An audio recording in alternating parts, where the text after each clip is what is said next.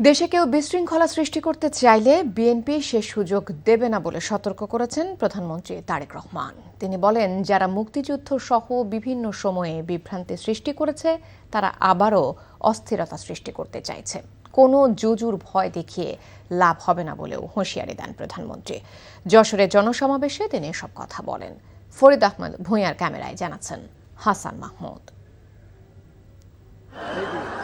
গ্রীষ্মের খরতাপ পশ্চিম আকাশে হেলে পড়ার আগেই লোকে লোকারণ্য হয়ে ওঠে যশোর শহর কেন্দ্রীয় ঈদগাহ ময়দান। কপোতাক্ষ নদের কোলঘেঁষা দক্ষিণ জনপদের মানুষের জনতরঙ্গে দাঁড়িয়ে জননেতা প্রধানমন্ত্রী তারেক রহমান বলেন, এ অঞ্চল সহ পুরো দেশের উন্নয়নে প্রতিশ্রুতি অনুযায়ী কাজ করছে বিএনপি সরকার। আমরা নিজেদেরকে সতর্ক রাখবো যাতে আর কেউ এই দেশে বিশৃঙ্খলা তৈরি করতে না পারে, যাতে করে আর কাউকে আমরা সুযোগ দিব না জনগণের শান্তি নষ্ট করে 173 দিন হরতাল করবে, সেই সুযোগ আমরা কাউকে দিব না। আমরা কোনো টিকিট বিক্রি করতে চাই না, বরং আমরা বাস্তব কাজ করতে চাই। সেই জন্যই আমরা বলি, করব কাজ গর্ব দেশ, সবার আগে কে? তারেক রহমান বলেন, কেউ বিশৃঙ্খলা সৃষ্টি করতে চাইলে বিএনপি তা হতে দেবে না। তিনি বলেন, যারা নির্বাচনের আগে বায়বীয় টিকিট বিক্রি করে, মুক্তিযুদ্ধের সময় বিভ্রান্তি সৃষ্টি করে এবং 24-এর ফ্যাসিবাদীদের ক্ষমা করে দেয়, তারা এখন আবারও ষড়যন্ত্র করছে।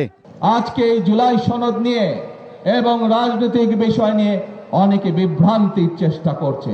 প্রিয় ভাই বোনেরা, আমাদেরকে সিদ্ধান্ত নিতে হবে।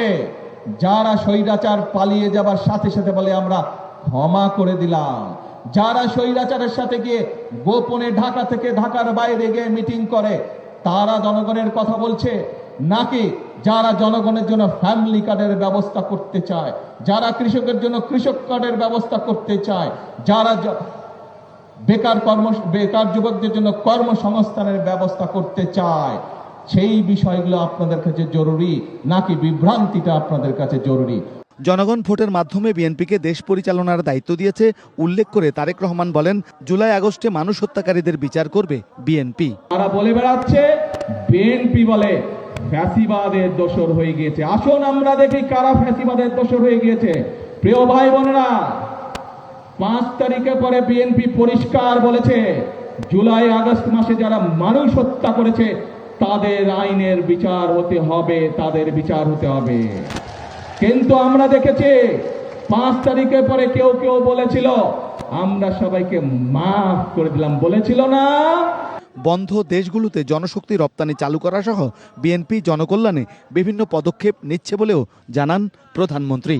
মধ্যপ্রাচ্য যুদ্ধ পরিস্থিতির কারণে দেশ পরিচালনায় সরকার গঠনের পরে কিছুটা হোঁচট খায় বিএনপি। তবে এই সংকট উত্তরণে সবাইকে ধৈর্যের সাথে সময়টি মোকাবেলা করার আহ্বান জানালেন প্রধানমন্ত্রী। আর তার এই যশোর অঞ্চলের সফরকে কেন্দ্র করে এইখানকার তৃণমূল বিএনপির মধ্যে সৃষ্টি হয়েছে এক ধরনের জাগরণ। Hasan Mahmud, NTV news, Jessore.